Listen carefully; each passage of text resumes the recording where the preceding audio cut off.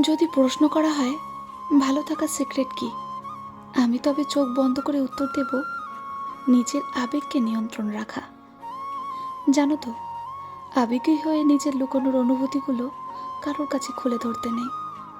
সবটা বলে দিলে মানুষ ফুরিয়ে যায়, হারিয়ে যায় বিষাদ শূন্যে। আর তুমি যদি আবেগের বশে নিজের লুকোনো অনুভূতিগুলো কারোর সামনে তুলে ধরো, একটা না একটা সময় তোমার দুঃখ পেতেই হবে। হয় দুদিন আগে অথবা দুদিন পরে দুঃখ পাওয়াটা নিশ্চিত। আসলে কি জানো তো, অনুভূতি প্রকাশ করার চেয়ে কেঁদে ফেলা ভালো। মন খারাপ করে বালিশ ভেজানো ভালো। চুপচাপ দীর্ঘশ্বাস ফেলা সুন্দর। নিজেকে নিজের সাথে রেখে কল্পনায় ডুব দেওয়া ভালো। কারণ দিন শেষে তুমি শুধুই তোমার।